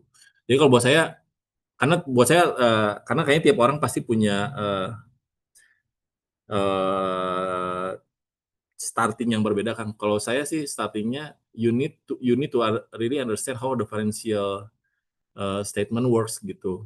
Ini debitnya kemana, ini kreditnya yang mana. Nggak perlu lah ngerti sampai PSAK atau IFRS, tapi you harus ngerti accounting prinsipalnya gitu, bahwa accounting itu debitnya di mana, kreditnya bertambah. Pokoknya harus di luar kepala lah kalau teman-teman yang kuliah mah, bahwa kalau aset itu bertambah di debit berkurang di kredit, bahwa liability itu bertambah di kredit berkurang di debit, gitu harus paham banget. Sehingga ketika kita ngerjain financial modeling itu ya udah ngerti. Dan financial modeling itu biasanya kalau menurut saya satu tahap setelah kita melakukan financial analysis ya. Jadi kita udah ngerti dulu nih caranya laporan keuangan bekerja gimana, habis itu kan kita mulai nih menganalisa karena kita udah ngerti nih laporan keuangan ini. Dengan analisa ini kan kita translate ke dalam suggestion nih. Kita bikin forecast. Nah, setelah bikin forecast barulah kita bikin financial modeling. Kalau saya sih dulu belajarnya begitu kan. Jadi saya belajar nyatetnya dulu caranya gimana. Setelah belajar catat, saya belajar analisa ini kenapa gini, ini kenapa begitu. Setelah saya tahu kenapa ini begitu, saya belajar bikin forecast ke depannya nih. Oh kalau kayak gini kira-kira forecast-nya bakal kayak begini nih. Dan setelah bikin forecast, mulailah bikin financial modeling dari scratch. Nah, financial modeling inilah yang biasanya jadi quote unquote senjata saya untuk menginfluence decision yang akan dibikin gitu. Iya, ini kan require again, kita balik lagi ke yang waktu tadi statement-nya Kang Robi, ini kan sesuatu yang sebetulnya sangat people banget. Kan connecting the dots nih, Kang Ya, Arif betul, satu betul, dua betul. creation. Betul, betul, betul. Jadi memang artinya apa? Artinya apakah memang seorang CFO itu nggak bisa kita hanya sekedar gue ngerem duit atau nahan duit atau hanya forecast, tapi actually ini kan insight yang bagus nih. Actually harus tahu aspirasi dari operation, orang strategik apa segala macam, dan Kang Adwi juga kan sebetulnya tadi, apakah tadi introvertness-nya ya, itu em, jadi obstacle, jadi ini, atau justru kalau udah fokus di organisasi yang seperti ini jadi udah nggak sesuatu yang berat lagi gitu. Kadang-kadang kan orang banyak, bukan banyak lah, ada teman-teman gue yang ngambil accounting supaya dia bisa duduk diam, hening di kubikelnya kan gitu ya. Nah ini gimana ininya? Karena kan rada kontradik nih sebetulnya. Makin tinggi sebetulnya malah ketemunya sama orang-orang yang di level C-level yang mungkin mereka punya aspirasi ini, dan dengan introvertness-nya Kang Abi gimana tuh ininya, Ini dinamikanya? ini mungkin, kembali lagi nih punten kalau ada teman-teman yang jago HR. Karena, definisi saya tentang introvert itu adalah bagaimana dengan cara kita mengambil energi. Jadi kalau buat saya tuh kalau diskusi ataupun ketemu orang segala macam itu sesuatu yang masih oke. Yang menyedot energi itu buat saya acara-acara kayak employee gathering, yang nginep ke puncak, itu sesuatu yang melelahkan buat saya jujur aja. Tapi kalau meeting seharian kayak gitu masih oke. Toh kita kan nggak mungkin kerja 24 jam di kantor ya. Kita kan pasti ada pulangnya lah. Nah pulang itu tuh biasanya saya walaupun cuma sejam, 2 jam ngobrol sama keluarga atau nonton TV lah, paling gampang nonton Netflix, itu tuh buat saya nge-recharge energi. Jadi buat saya sih itu nggak masalah. Yang bermasalah buat saya tuh kalau tadi nih saya harus 24 jam bersama-sama sama orang lain. Contohnya apa? Contohnya employee gathering. Itu buat saya tuh kayak aduh, atau customer gathering karena kan kadang-kadang kalau di posisi sekarang walaupun kerjaan kita nggak ada hubungan sama customer, nggak secara langsung berhubungan sama customer disuruh datang gitu. Oh iya kita customer, wah berahe lah selama sepanjang hari mewakili institusinya kita. Nah itu agak melelahkan, agak PR. Tapi kalau yang selain itu sih sebetulnya relatif normal-normal aja. Dan termasuk juga harus ngadepin birokrat juga ya, itu bisa. Ya saya udah mulai cukup latihan lah, gitu Kang. Tapi memang artinya insight-nya itu adalah ada hal-hal yang kita harus hadapi yang mungkin kita nggak terlalu nyaman gitu kan ya. Iya, iya, Untuk iya. itu adalah part of the job gitu Itu kan. mah part of the job. Betul, Iya, betul. iya, iya, oke. Itu mungkin buat message buat teman-teman juga. Nah, ini tadi ada pertanyaan ya. Saya takut keburu ini nih ya. Kang Edwin nih. Nah, Kang Edwin masih ada. Kang Edwin boleh langsung aja Kang Edwin. Silakan. Oke, Saya ini ya, admin. siap. Nuhun Kang Arbi. Jadi pengen nanya, kan ini udah perjalanan karirnya udah cukup panjang lah ya. Nah, pengen tahu nih, apa sih dari perjalanan karir ini kan udah sampai leadership position sekarang gitu.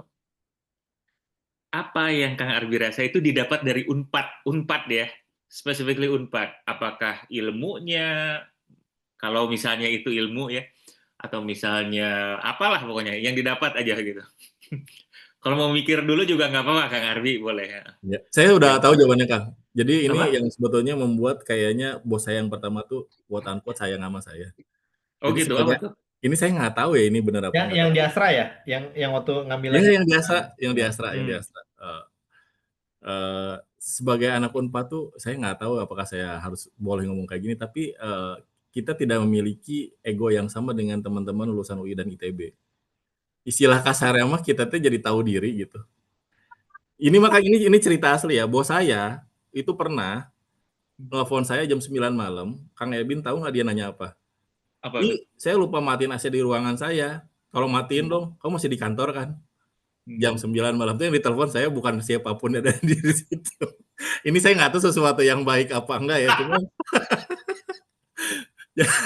Oke, oke. jadi apa ya? Saya nggak ya saya anak Unpad, mungkin saya tidak bonafit anak ITB ataupun anak UI, tapi buat saya itu justru jadi engine gitu Kang. Saya pengen ngebuktiin emang sepinter apa sih anak-anak UI? Emang sepinter apa sih anak UI? Saya tuh sampai sekarang masih suka kayak gitu. Oh, jadi saya kebetulan lagi kuliah lagi nih Kang. Di kuliahan saya ada anak UI, ada anak ITB. Pengen tahu nih.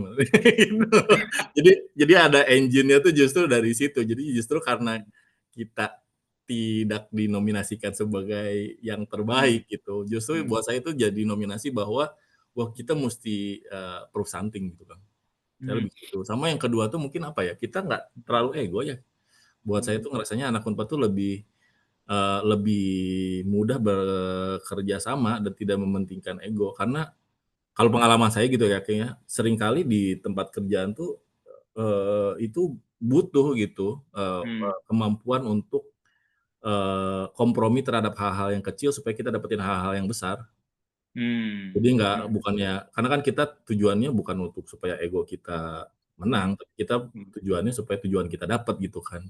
Dan seringkali saya melihat ini tuh jadi hambatan buat teman-teman yang mempunyai, dari institusi-institusi yang dianggap yang terbaik lah, sehingga memiliki dia harus selalu memenangkan setiap pertempuran gitu. Oke. Kang Arbi pengen nanya, pengen sedikit lebih dalam lagi, punten ya Kang Ogi ya. Jadi egonya itu dibangun karena apa? Karena menurut Kang Arbi ya, apakah karena pergaulannya kita atau memang memang di Unpad mah lumayan we lah, coba alhamdulillah misalnya gitu ya. Dari sisi setiap hari kalau misalnya kuliah ya. Jadi nggak ada aing lebih pinter, karya saya lebih bagus, skripsi ya enggak, pokoknya mah ya orang yang penting babarengan gitu, alhamdulillah lulus gitu misalnya gitu satu. Atau memang secara keadaan aja kita masuk memang ke universitas yang mungkin bukan UI ITB misalnya, jadi dari pertama aja udah bukan udah nggak misalnya gitu. Nah, apakah memang secara keadaan aja atau memang dari disi kultur atau dua-duanya, nggak tahu. Ini pandangan Kang Arwi aja. Ini punten ya Kak, saya so tahu yang nanyanya Kang Ebi nanya ke saya gitu. Enggak. Jaganya HR nanyanya ke saya gitu. Kalau saya itu punya teori itu ada hubungan juga sama culture kan, karena kan walau bagaimanapun Unpad ada di daerah Bandung gitu, yang mana ada influence Kesundaan menurut saya di situ gitu. Jadi influence Kesundaannya ada satu angkatan kita ya, walaupun banyak anak Jakartanya ya, tapi kayaknya 50% lebih mah masih banyak orang Bandungnya gitu, Bandung Sundanya. Itu tuh menurut saya jadi ada mix nih, mempengaruhi culture yang ada gitu. Karena kalau orang Sunda tuh ya kalau saya melihatnya mirip-mirip orang Jawa lah, apa kayak mangan orang mangan sing penting ngumpul ya. Jadi nggak terlalu banyak ini, walaupun itu terlihat seolah-olah kayak kurang kompetitif, tapi kadang-kadang ego kompetitif tuh kalau di level tertentu menurut saya itu kadang-kadang kayak backfire gitu kan menurut saya. Kita cenderung pengen selalu tampil paling oke banget, itu tuh jadi dimusuhin semua orang. Dan ketika kita terlalu banyak membuat musuh itu, kita jadi seringkali jadi obstacle kita mencapai tujuannya kita gitu. Kadang-kadang kita tuh memang butuh supaya kita bisa masuknya sedikit lebih smooth lah gitu. Karena kalau enggak mah capek gitu, dari mulai awal aja udah digangguin, berantem sama marketing lah, berantem sama sales lah, berantem sama HR lah, berantem sama ini terlalu banyak. Apalagi saya kebetulan sih saya kan saya pegang HR juga kan, saya tuh selain finance saya pegang HR juga, pegang procurement juga. Kebetulan di situ ada serikat kerja. Kalau saya tidak pandai-pandai membawa diri, bisa didemo massa. Oke. Sip. Ya ini sebetulnya sama juga ya, ini nggak apa-apa sharing juga gitu ya. Sama experience-nya waktu di UI juga, Unpad teh karena mungkin humble gitu ya. Iya betul. Makanya geli banget gitu tadi teh kayak atau karena saking tidak bonafitnya kita teh jadi puas diri gitu. Iya betul. Semangat dipayun gitu. Oh saya mah ikut aja cenah gitu.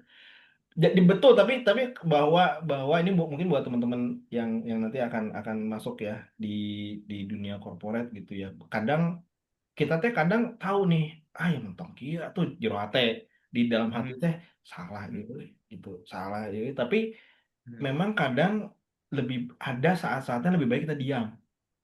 Karena ini tuh udah mepet, udah apa, kita ajuin ide lagi hilang setengah jam, orang udah jadi annoying gitu. Betul, ada faktor kayaknya memang aku nangkep banget yang Kang Adit tuh valid banget gitu. Kadang memang kita harus tahu stop dan dibanding dua kampus itu memang kita cenderung kayak mangga we sok maha orang ngikut gitu. Dan itu kadang mungkin bos ngeliat gitu kan.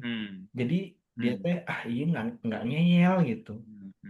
Orang ini teh nggak ngeyel, jadi gue telepon si ini aja lah, bisa kayak kadang gini ya celetukan gini sok. Mungkin dia kalau nelpon orang ITB, ibu nggak matiin lampu, nah itu aja kan, Iya.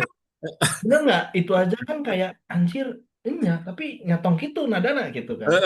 Sama, oh ya bu, oh ya bisa, oke ya, gitu. Kadang mereka cuma butuh itu gitu. Nah itu mungkin yang ini kali ya, Bapak. Tapi ya, Iya. thank you. Ya, Kak. Kang Irfan Betul kan, gimana? karena orang tuh kadang-kadang di level tertentu semakin tinggi levelnya, kadang-kadang semakin tinggi egonya. Jadi Hmm. seringkali kita tuh harus pintar-pintar membawakan diri bagaimana, karena Hmm. walau bagaimanapun ya, senyebel-nyebelin orang itu, dia juga punya influence atas karirnya kita, atas goals-nya kita gitu. Jadi kita, Hmm. menurut saya anak Unpad tuh cenderung lebih mudah menyesuaikan diri nih untuk Hmm. menghadapi hal-hal seperti itu gitu. Karena Hmm. nggak kadang-kadang melawan ego dengan ego tuh kurang pas ya. Kadang-kadang ya, Hmm. tidak setiap Iya, iya, situasi gitu. iya, iya. Oke, oke. Nuhun Kang Arbi enggak, karena ini mungkin juga insight juga ya, apa sebenarnya strength-nya gitu. Jadi kita menarik juga nih, kita kan mungkin dari sisi skill dan capability slightly lah ya, slightly aja mungkin ya, gitu. Nggak jauh ya. Bahkan kemarin di beberapa hal mungkin kita oke, cuman dari sisi kolaborasi benar seperti Kang Arbi bilang, ini banyak soalnya apa namanya kerangka. Jadi dari sisi kolaborasi banyak yang menganggap lebih asik kalau kalau collab dengan anak Unpad atau kerjasama dengan anak Unpad gitu. Ini banyak buktinya lah gitu. Terus ya nggak apa-apa, itu mungkin bisa jadi sesuatu strength yang kita perlu acknowledge juga gitu. Kita juga perlu ngerti. Jadi kita mah memang jagonya nih kalau berkolaborasi. Kita kita perlu ngerti itu juga gitu. Jadi Iya dong. mungkin bisa kita nanti share juga sama adik-adik teman-teman gitu ya, mungkin bahwa kita tuh anaknya memang gini dan kita bisa justru apa ya, kayak apa ya namanya, encourage atau pokoknya kita emphasize gitu, lu tuh punya strength loh di kolaborasi. Jadi kalau misalnya untuk apa namanya, project between function gitu atau between institution gitu, anak Unpad aja karena dia itu yang bakal bisa ngobrol dengan Iya. anak UI jeung ITB ribut misalnya gitu. Nah, Orang nu mediasi atau naon lah gitu pokoknya. Jadi itu menarik. Nuhun Kang Arbi ya. Iya. tapi punten Kang, mungkin saya slightly disagree sama di masalah skill sama kompetens. Kalau saya sih, Oh ya, menurut saya, masalah skill sama kompetens asik.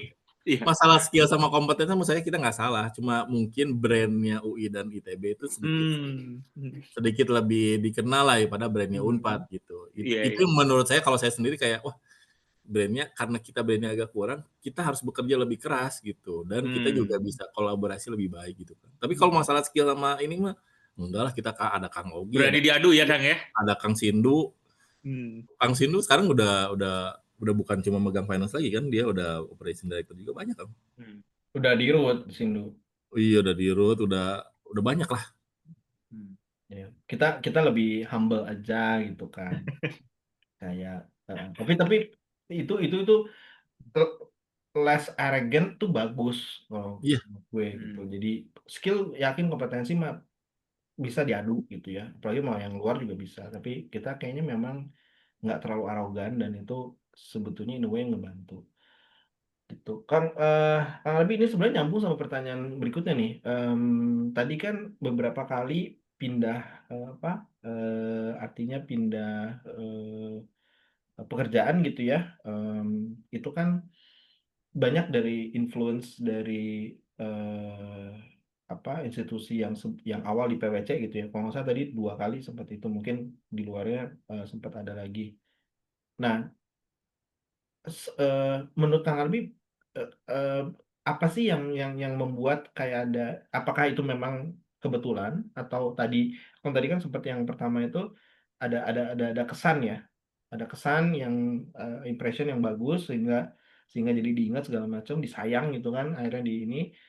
Nah, seberapa kuat sih menurut Kang Abi itu lebih karena bonding atau culture-nya waktu di PwC, atau memang itu karena personal personal ini aja, personal apa istilahnya, personal interaction aja yang sehingga bisa, karena ini penting juga buat teman-teman yang gimana build connection sama teman-teman kerja gitu ya, atau mungkin atasan. Menurut Kang Abi gimana pandangannya?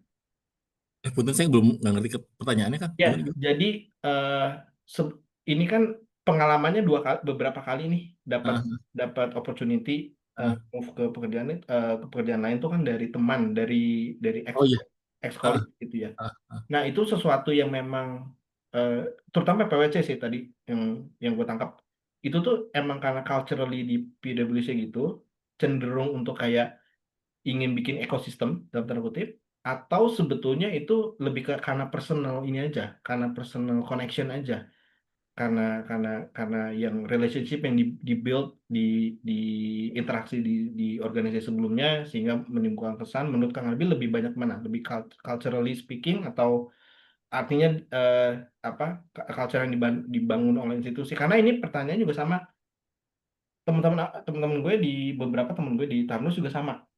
Ada yang apa sih istilahnya, sama ada ikatan sehingga kayak udah sama lu aja, gue lebih sama lu gitu. Karena itu exactly temenku yang salah satu tim di kantor dulu yang udah pindah juga, dia juga sama gitu, lebih karena bondnya itu kuat gitu. Nah, kenapa ini jadi pertanyaan? Karena kita ingin coba bangun yang sama di KFEB gitu ya, di alumni supaya ada connection. Nah, ini menurut Kang Albi, itu dulu yang pertanyaan pertama tuh, apakah memang karir Kang Albi itu dibangun dari satu culture institusi yang saling kayak support, atau kayak orang yang terdekat gue aja, atau memang itu sebetulnya karena personal interaction gitu. Dan kemudian pertanyaan kedua, gimana kita bisa build supaya ada interconnection lah gitu antar kita di KFEP ini, biar bisa kita mungkin ya kasarnya mungkin mendahulukan alumni dulu deh. Nah, kurang lebih gitu. Kalau menurut saya sih mungkin lebih kayak little bit of combination kali ya, Kang ya.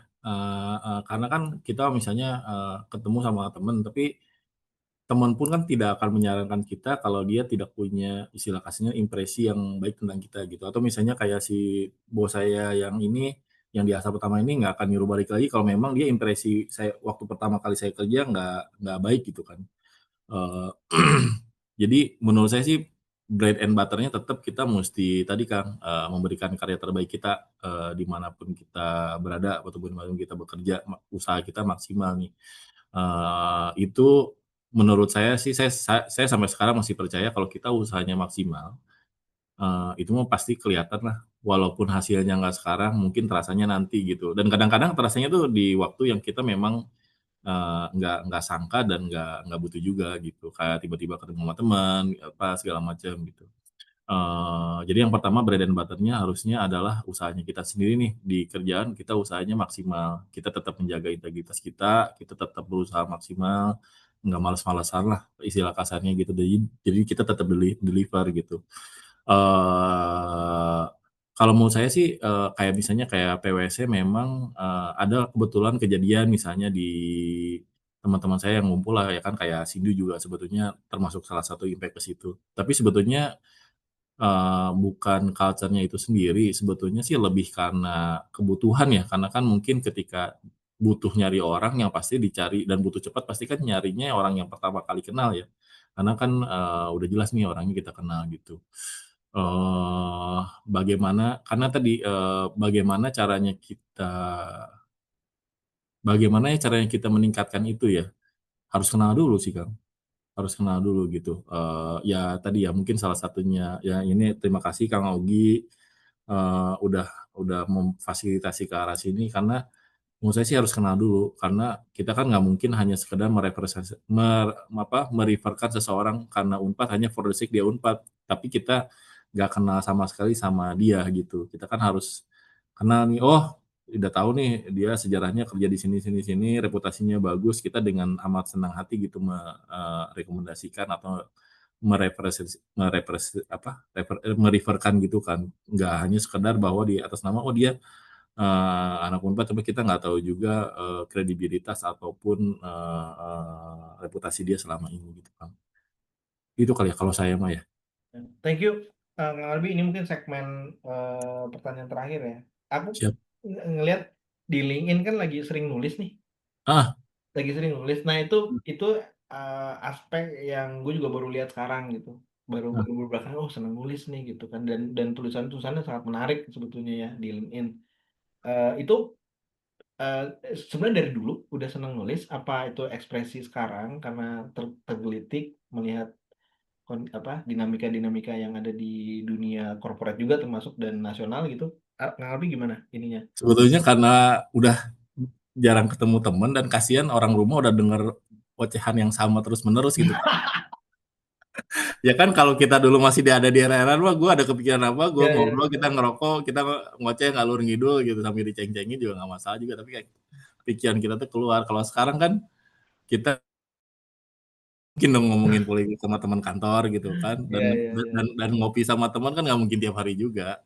Betul, Sedangkan betul. kan pikiran itu ada terus menerus. Orang paling dekat orang rumah, dia kalau udah bosen, iya ya atau ya kasihan. Ya nggak salah orang kayak ngerti, orang nulis weh. Tapi memang tulisan-tulisannya banyak yang valid dan menggelitik gitu ya. Apa namanya? Tapi kaget juga ternyata di balik itu karena itu ekspresi karena tidak tersalurkan di rumah. Udah kasihan juga kan jadi. Iya kan kasihan itu. Itu mah kan point of view saya aja gitu ya. Mau orang mau punya point of view yang lain ya silakan aja. Tapi jadi bahan diskusi yang bagus ya Iya, sebetulnya iya, kita karena iya, juga iya. menarik. Nah, teman-teman yang mungkin tinggalnya di daerah-daerah Bekasi boleh ya nanti Boleh, kalau boleh, boleh. Arbi bisa nongkrong kayaknya Novi ya. Novi juga Iya, kayak baru mau nanya nih Kang Arbi. Salam kenal Kang Arbi, saya Novi Kang. Oh, siap. Akun Salam. 2005 Kang. Oh iya, iya, iya, iya, iya. Di daerah Bekasi ya Kang? Pasti Iya, lewat saya. Tol Jor kalau ke Priok ya Kang? Oh iya, betul, Kan betul. 40 menit. Kang, wah, Babe nggak tahu nih Tol Jor itu mau mempersingkat waktu sekali walaupun bayar Betul. 17.000 ya Kang? Betul, betul, betul, betul, betul, betul. Kalau boleh tahu daerah rumah mana Kang Bekasi Kang? Ya di Grand Wisata di Tambun. Ya ampun, saya di Jati Asih Kang.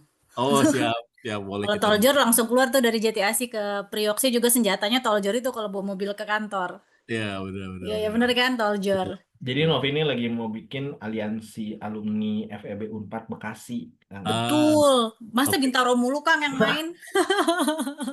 karena karena ada yang Dicatat ya kantor. Kang, catat.